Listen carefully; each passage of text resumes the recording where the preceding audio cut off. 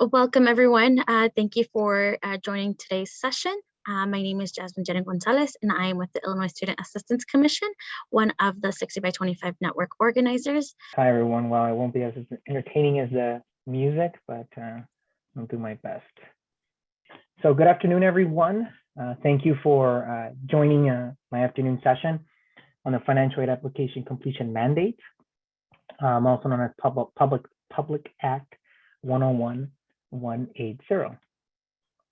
So in the chat, as everyone's getting situated and getting comfortable, I'd like for you all to use the chat and let me know what organization or school that you are joining us from, the town that you are joining us from, and also a popular restaurant in your area. So just take a few seconds to jot that down so that we can see where you're all joining us from. And so this is the agenda of the presentation. We'll talk a little bit about financial aid applications. I'm going to talk a little bit about Public Act 101-180, and I'm going to reference that as the FAFSA graduation requirement. And then I'm going to go over the FAFSA Completion Initiative overview as a sort of main resource in helping your school in compliance with the FAFSA graduation requirement, as well as the FAFSA Completion Initiative user guide that EyeSight College that we put out, as well as additional resources to support in financial aid completion. So a little bit about financial aid application. So the FAFSA is considered the first step in the financial aid process for most students. It is used to apply for both state and federal financial aid programs here in the state of Illinois. And it is also the pathway for most students to apply for the Illinois MAP grant. When I say most, that's because most of you are already pretty well familiar with the alternative application, which I have a slide. We'll talk more about that. What the FAFSA does, as well as the alternative app, it generates what's called an expected family contribution, an EFC, which is used to calculate financial aid eligibility. So essentially, the lower that number, which can go as low as 0, the higher the eligibility that a student can receive in those need-based financial aid programs such as Pell and MAP, which I'll talk a little bit more about in the next slide. So most colleges also use the FAFSA to award their own institutional aid, and hence the name free application for federal student aid. The application is available at no cost. So with the big grants, and so these are the maximum award amounts for the 21-22 school year. We don't have the 22-23 award information out just yet. As you can see with the MAP grant, it awards up to $5,496. And the Pell Grant awards up to $6,495. So if a student is essentially a 0 EFC, they can receive almost $12,000, which the exact amount is $11,991 of free money that they don't have to pay back. And so I like to start with, whenever I talk about the FAFSA graduation requirement, I like to first talk about just the amount of money that's out there, because the whole point, the intent essentially of the FAFSA graduation requirement is this: to inform students of all the money that's out there, and how they can take advantage of that is by completing a FAFSA or the alternative application for Illinois financial aid. So I do have a little bit of information about the alternative application, which we like to refer to it as the alternative app. So it provides a pathway for eligible undocumented students and transgender students who are disqualified from federal student aid to apply and receive consideration for the MAP grant. So students aren't going to be completing both a FAFSA or an alternative application. In fact, when the students are navigating the pre-screening questions, which I'll talk more about in the next slide, students will be able to sort of get assistance with that to ensure that they are completing the correct application. Now, for those who have been following the FAFSA Simplification Act, which part of that legislation removed the criteria for those who were assigned the sex of male at birth to register for selective service as a requirement to receive federal student aid. So the FAFSA Simplification Act did away with that. And so essentially the FAFSA is now open to transgender students. And so EyeSight does have a note that I wanted to include on here. It's on our website. I'm just going to go ahead and read it. Although selective service registration is no longer required to qualify for federal financial aid, there is still a federal law requiring selective service registration for those who are under 26 and assigned a male gender at birth. This federal requirement continues to apply for both citizens and non-citizens. So as I was saying earlier, for a student, and this goes back to the 21-22 FAFSA and this year the 22-23 FAFSA, that question about registering for selective service is still on the FAFSA, but in the subsequent FAFSAs that will be released, they will no longer include that question. So failing to register for selective students for those who are assigned the sex of male at birth will no longer impact eligibility for federal student aid. But there are still other impacts on there. So that federal law is still there. And so that's why I wanted to include that note on this slide. So with the alternative application process, so there are pre-screening questions that are available only to first-time applicants. So for a student who is renewing their application, they won't have to go through the pre-screening questions. And the whole purpose of the pre-screening questions is to determine eligibility to complete the alternative app. And it helps students to whether they should complete a FAFSA or the alternative app. And once they proceed in the application, they create a student profile, which EyeSight will assign an EyeSight ID number. So that number is not going to change. It's think about it as an identifier for that student.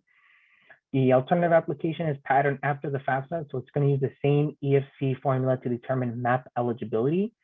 So there's no separate EFC formula for those who file via the alternative app or the FAFSA is the same. And students and parents must sign the application electronically using pins that are provided by EyeSight. So those pins are emailed to the email addresses provided on the application to the student and to the parent. Those pins do not change, they remain the same unless the student requests an updated pin because they forgot their password or their pin rather. And lastly, to summarize all this information, so we know that the FAFSA alternative application opens up October 1st, and we want to make sure that students are completing their financial aid application as soon as possible after October 1st. It is available to current high school seniors as well as returning college students.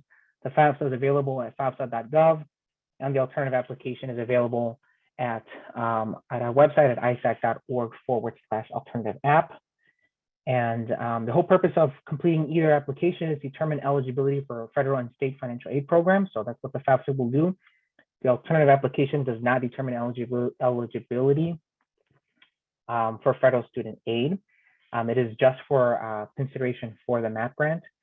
And some institutions as well use either the FAFSA or the alternative application to award institutional aid. That I am going to get started and talk a little bit about the FAFSA graduation requirement.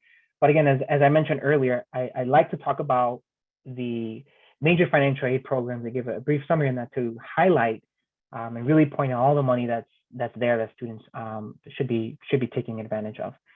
So beginning with the 2021 school year, in addition to all other graduation requirements, a high school senior enrolled in an Illinois public high school must meet one of the following requirements in order to receive a diploma.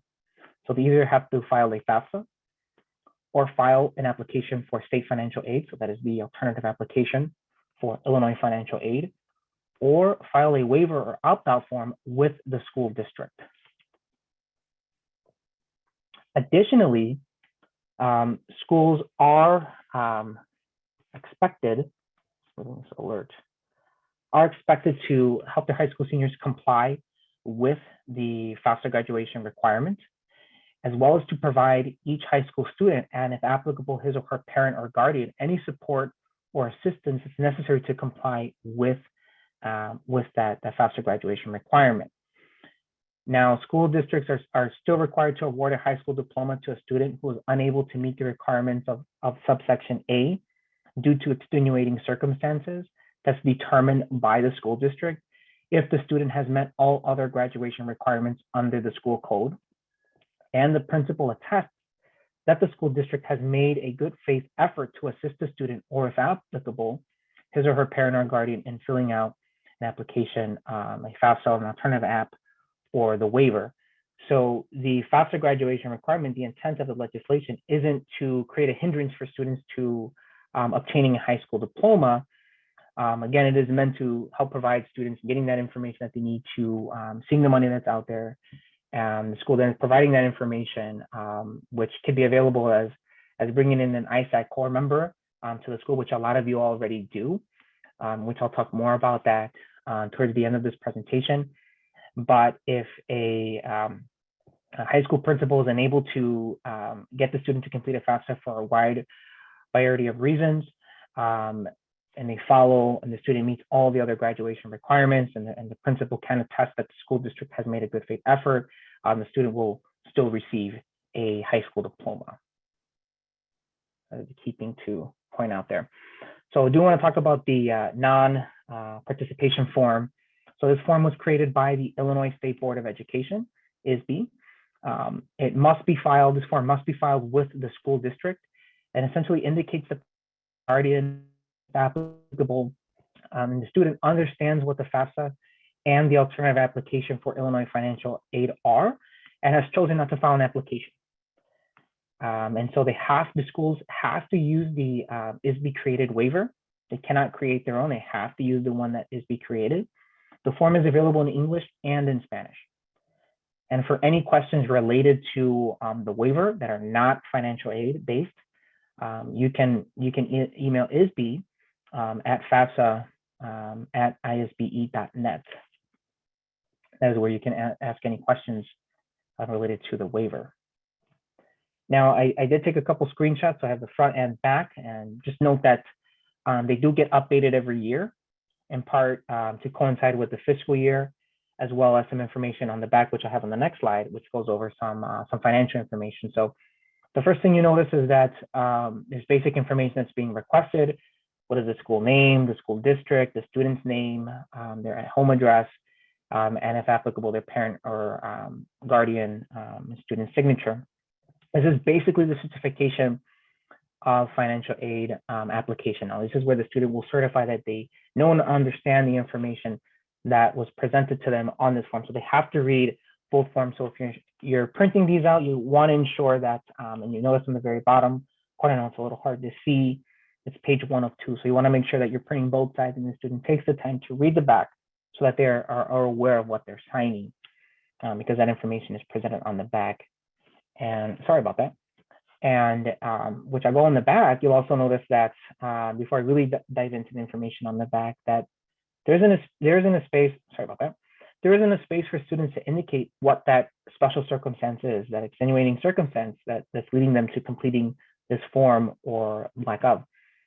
And another thing to note, that even if a student completes this form, they can still go out and complete a FAFSA. Nothing is going to stop them in completing this FAFSA, especially this form. They're not waiving their rights to complete a FAFSA or an alternative application by submitting this. In fact, we've had a lot of students that would complete this waiver and then ultimately start to know more about the FAFSA and then go on and complete it the very next day or the next day, and that's okay. So the information that's on the back are some frequently asked questions, such as what is the FAFSA, whether the application is too long to complete, or what if they want to go to trade school instead of going straight to a 4-year institution or a 2-year institution, and so forth. And so all this information gets updated on a yearly basis. That's why it's really, really important for this school year to be using the fiscal year 22 form, because it has the updated Pell and Apple words on here, as well as anything else that needs to get updated is going to be updated. But basically, information on this page must be read to certify that the student will opt out of completing a financial aid application. And recall, as I said, students can still go on and complete a FAFSA even after completing a waiver. They don't waive their right to complete a FAFSA after completing a waiver. Next, I do want to talk about really our main resource in helping your school in the FAFSA in complying with the FAFSA completion, the FAFSA graduation requirement.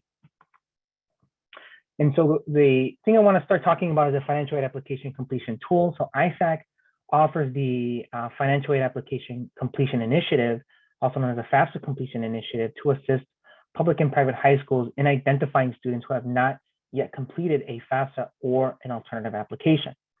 So it is a free resource for Illinois high schools to keep track of their students' financial aid application completion.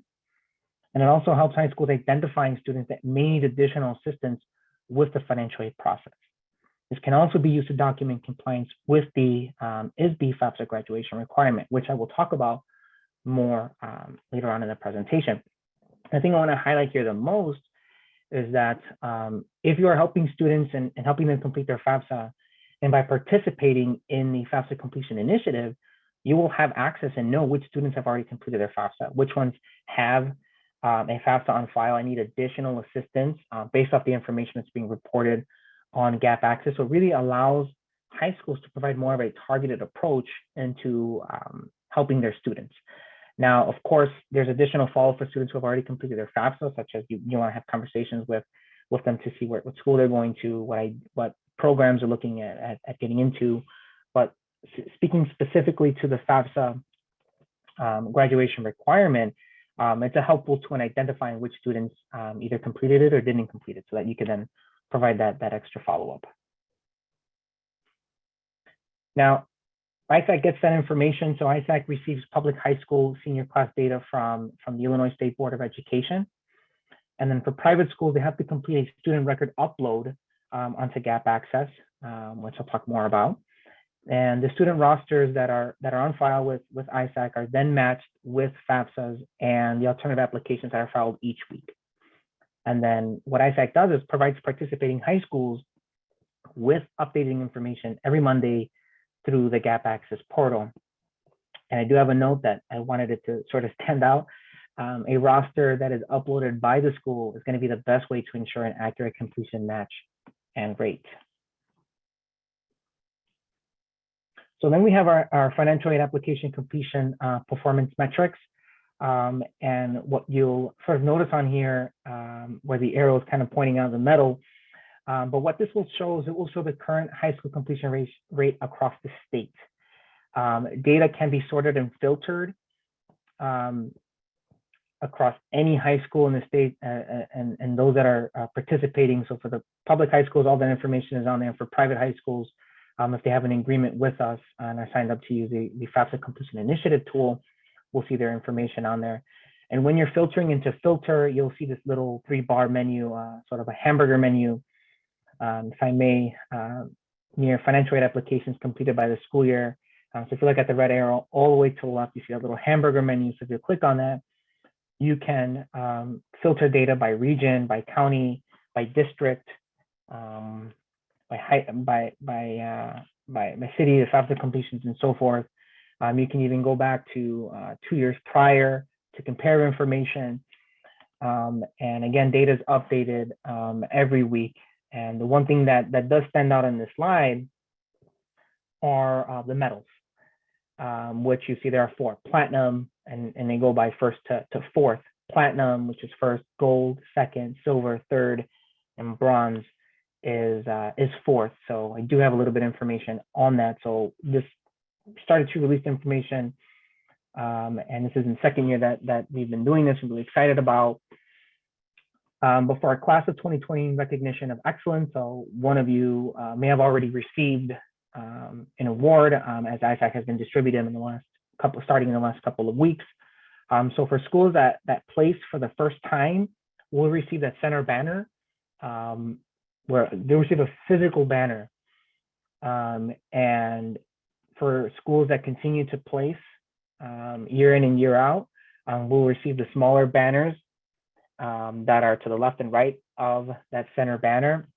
And so for a school that didn't place last year and they placed this year, you will receive that center banner. So it's not like schools only had last year to be able to receive the center banner, or even in 3 years from now, if you finally then placed, you'll receive that first year banner. For schools that continue to place, will continue to receive those smaller banners with the award year. So the award period for the class of 2021, so again, this was last year, went from October 1st of 2020 through August 21st of 2021. And if you notice, we had 26 platinum schools.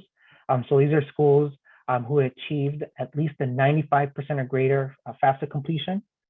So those are first ranked schools. And then we have gold, which are schools who achieved 85% FAFSA completion or greater, or 76 of those schools rather. And in silver, we had 127 of those schools, and that was at 75% or greater. And then for bronze, we had over 200 schools, and the FAFSA completion rate, those are for schools who achieve the FAFSA completion rate of at least 65% or greater.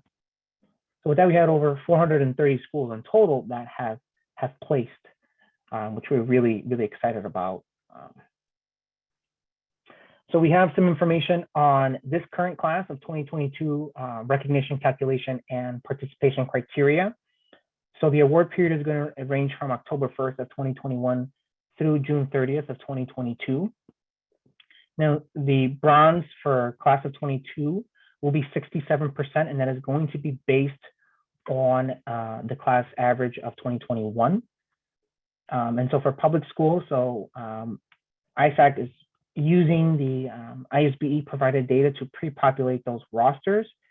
And then for private schools, you have to complete a student record file upload for the entire class of 2022 into our Gap Access portal at least once during the award period. And for many private schools that are in attendance, your school may already be participating in Gap Access via the State Scholars portal, where you do the same thing, you upload rosters, but that platform is separate, that upload process is separate. EyeSight is keeping them separate. And so you will need to participate on a FAFSA completion initiative in order to see where your school places, essentially what's your FAFSA completion rate at your school. And so if you notice that your school does not appear in the financial aid application completion chart that was pictured on this slide, I'm just going to go back very quickly, pictured on this slide. So if you're searching through your school and you can't find your school on there, the best way to take care of that is to upload a roster in Gap Access. And if you're not signed up for Gap Access, or you're unsure whether your school is signed up for Gap Access, I do have some information on the next couple of slides on that. So with that, I do want to highlight our FAFSA Completion Initiative user guide, which goes through the process of really looking through that information and navigating that information, adding, deleting student records, as well as, which will ultimately lead to ensuring that you are complying with the FAFSA graduation requirement. So the Gap Access portal sign up, and so the Gap Access portal is not an open platform.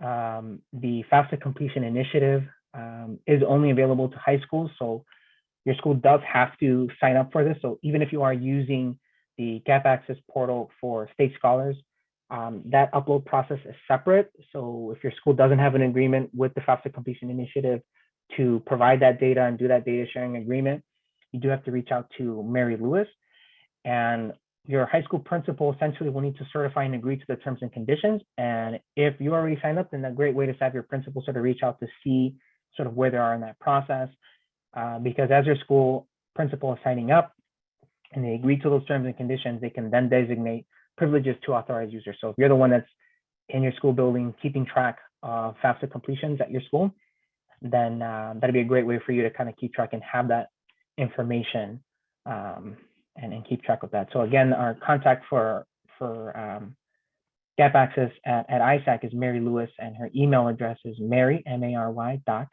.Lewis Lewis @illinois.gov.gov. So once you log into Gap Access, the first thing that you will see is the school summary page.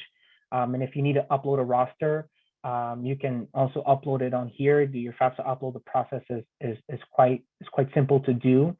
But if you already uploaded your roster and you're trying to make any edits to it, or you're trying to review that information, the school summary will show your graduation year. You notice on this example, there are 3 graduation years, 2022, 2021, and 2020. So it allows you to kind of compare and contrast that information. You will see the class size. You will see whether they filed a FAFSA, whether they have a EFC or no EFC, as well as they're Pell eligible or MAP eligible, as well as the what's new, it's an enhancement that started early in the year, is whether they've completed how many of your students completed an opt-out, which is a FAFSA alternative application non-participation form. So once you click on that, and I do want to talk about a couple of things actually before I move on to the next couple of slides. So as I mentioned a little bit about students who have completed a FAFSA and don't have an EFC. So there could be a wide variety of reasons why that happens. one of the major ones that I've seen when I was a core member is students not, a student who is dependent for financial aid purposes, meaning they have to provide information on their parents and don't for a wide variety of reasons. Maybe they just didn't have their parents available with them to complete the FAFSA with their information.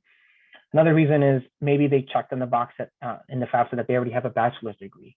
And if you indicate on the FAFSA that you have a bachelor's degree already, well, your EFC will not get calculated because you're not eligible for the Pell and MAP grant anymore. And with Pell eligibility, there's indication whether they're Pell eligible, and with MAP eligibility, as I mentioned earlier, that is for students who indicated their first choice is a MAP approved school. They will see whether they're MAP eligible or not. Now, again, that is just for EyeSight and sort of calculating and finding out how much money that they may have available. It is not necessarily saying that if a student indicates on their FAFSA that their first choice school is Wisconsin, and they may have just been like, okay, I'm going through a list. It may not be their list of priority, maybe it's just going through a random list. If a student's MAP approved school is third on the list, it doesn't mean that because the school is third on the list, they're not going to get the MAP grant. If they're eligible for the MAP grant and enroll in a MAP approved institution, they will receive it. And then of course you see the total opt-out box. And then when you click on a graduation year, you can see the opt-out waiver checkbox, which is first, which for a student that you've been working with completes the waiver because they're not interested in applying for the FAFSA, so they sign the waiver. This is where you can go in and check that box. Now, the student having read the waiver, then thought, you know what, I should probably complete a FAFSA. They go on, and then you find out 3 weeks later they completed their FAFSA. Maybe they told you, maybe you followed up with that student if they completed the FAFSA. This is where you can then go in, uncheck that box because you already have that student who completed their FAFSA, and you can see their information on there. You also see individual data, last name, first name, date of birth, as well as their application filing status, again, whether they filed, whether they have an EFC because they filed, or whether they didn't, they filed an EFC, or they filed but don't have an EFC. So I got a little tongue twisted there. Then you'll also see the date the application was received, as well as their MAP eligibility. Again, the MAP eligibility is just for first choice.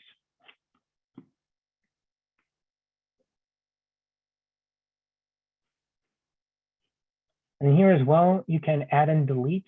So you can add student records to your school list, and we recommend that you do so that you can have the most accurate information as depicted on the FAFSA completion initiative in our metrics tool that I shared a few slides ago. And the best way to do it is if you go into add delete function that is kind of squared in red on the bottom left corner of the image on here. You can easily delete student records that should not appear in your school list, maybe because they transferred or they moved to a different area. You can then edit students' date of birth and name information on there. The key thing what happens is you may have a student who you've worked with completed a FAFSA, but they're not coming up on your on Gap Access that they've completed their FAFSA. The best way to check is their name, their first name, last name, their date of birth. My name is Manuel Talavera, but I go by Manny like 95% of the time. And I may have completed the FAFSA and entered Manny by mistake, or something just wasn't right. And then you can check that system to make sure everything is matching up. And then again, you can make edits to that, again, the name and date of birth, and those changes will be then reflected immediately. And then the date is going to be matched every Monday morning, and then will be published so you can see that information, that change. And if that change is still not happening, you don't see that change, then you can go reach out to Mary Lewis and help you navigate that. She's going to be the best contact in helping you sort of navigate that. And then with reports, so schools can download a report that's going to mirror the format of the graduation year that I shared earlier. That's going to talk about the whether the student checkbox, whether the student submitted an opt-out waiver, their demographic information, first name, last name, date of birth, their FAFSA filing status, the date the FAFSA was received, and so forth. So all that information you could then reformat, move things, only download what you need. And it's going to be downloaded in an Excel format that you can then sort as needed. If you're someone like me that prefers physical copies, you can then sort of reference that physical copy and go by that information so that you can then go at that list and say, okay, I know the student completed their FAFSA, or you can have one day where you're reaching out to students who have completed their FAFSA to see what their plans are. Then maybe the next day you can have, you can reach out to students who have completed a FAFSA but have no EFCM file, so you can see why the student doesn't have an EFCM file, or the student doesn't have any a FAFSA on file, and then you can reach out to them, talk to them about it. They intend to complete a FAFSA, or if they're interested in completing the opt-out waiver on that. But keep in mind that if you do have a student who checked, you check for them that they completed the waiver, they submitted it to you, you can still talk to them about completing a FAFSA. Students can still complete a FAFSA, and if they do, you can see that information on there on our gap access system, and then you can just uncheck that the student checked that waiver because they completed a FAFSA. So that way you don't have students being reported in two separate categories. And we really recommend that schools monitor their school rosters to make any updates as necessary. But keep in mind that we advise to not upload a new roster each and every time, because what happens is when you upload a new roster, you're going to replace all the other data that you have on there. And so you can easily add or delete students, and we really strongly advise taking that route. Unless you haven't done any work with it yet and it's early on in the year and maybe you uploaded a wrong roster, you can just go on and re-upload a new roster. It's going to replace that existing data because you don't really have any data that you're working with at that time. But keep in mind, each full data upload is going to replace all existing data. But if you make any changes to adding a student or deleting a student, it's just going to impact that specific student. And EyeSight will accept, not EyeSight, ISB will accept those reports for compliance. So a little bit of information on that in the next slide. So for the FAFSA graduation requirement compliance, so the EyeSight generated roster can be saved or printed to demonstrate compliance for the entire class, having submitted a financial aid application or a non-participation form, which is that opt-out form. Now, schools have to participate. They must be participating in EyeSight's FAFSA completion initiative tool in order to access this report. So if you're already using gap access for, as I mentioned earlier, for state scholars, you can just have your principal reach out to Mary Lewis and get those agreements signed so that your school can participate in our FAFSA completion initiative. Or if you're already participating and you notice those numbers are way off, I mean, the class size may show 35, but you have 70 students, or online may show 70 students and you have only 60 students, right? We want to make sure that we all want to make sure we're working with the most accurate information, and the best way to do it is by uploading rosters. But so paper electronic waivers can be kept in the individual student file or the master list for the entire class. So ISB is accepting electronic signatures, so that's something to keep in mind. And this requirement must be met by July 31st of the graduating class year, along with all other ISB graduation requirements. So I do want to talk about some additional resources to support financial aid completion. So the main one that I highlighted was our FAFSA completion initiative tool. But we also have additional resources available to you.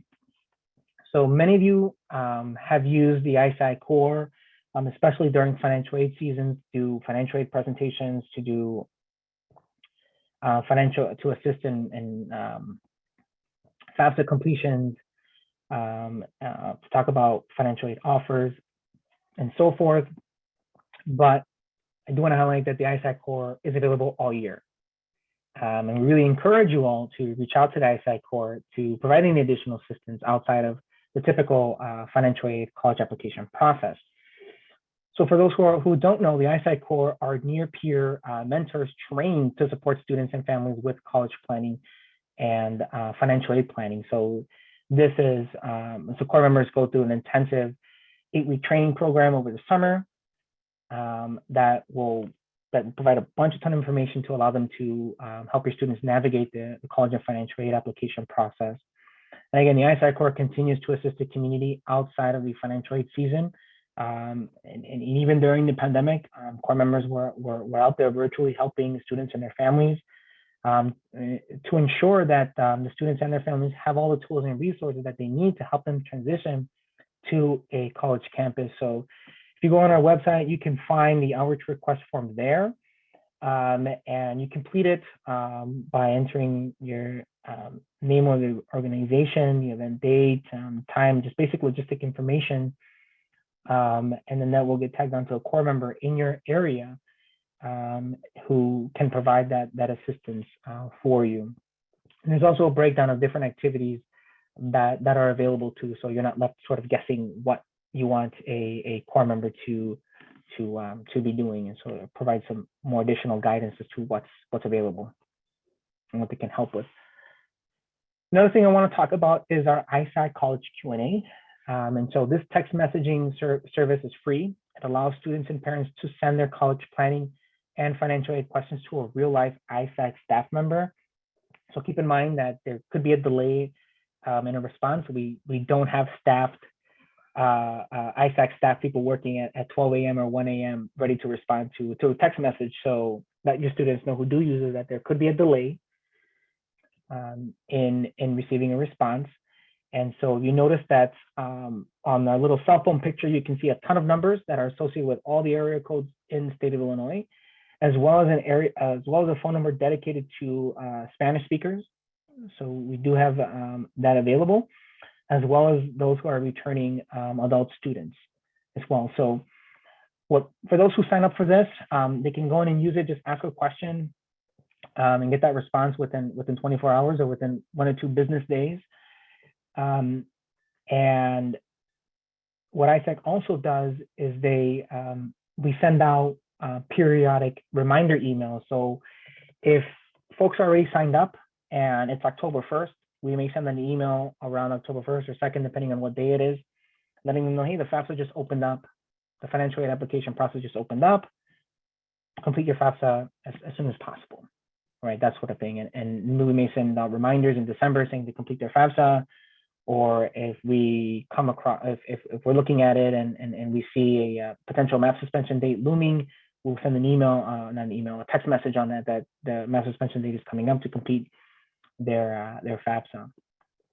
Now, the service is particularly valuable to students and families when a counselor or EyeSight core member isn't immediately available. So again, an overnight or an early question that the student has and can receive an answer to their question pretty promptly. Then we have our Rock the FAFSA Illinois campaign. And so this is a statewide campaign that's ongoing, was launched a few weeks ago. And the purpose of the campaign is to increase the students' financial aid application completion. This is across the state. This is not just focused in one particular area. It's focused on the whole state of Illinois. High schools are encouraged to host 1 or more financial aid application completion workshops throughout the winter and spring. A reminder that EyeSight staff is available to assist. We also do have a Rock the FAFSA toolkit that will essentially help you get the word out. There are a ton of memes that are available that you can post around your school to sort of drum up some energy, no pun intended, but to really just kind of get students excited about completing a FAFSA. And then we have our EyeSight College Minute. And the EyeSight College Minute provides planning and on college going topics in really less than a minute. This is something that can be played and used as quick reminders throughout the school day.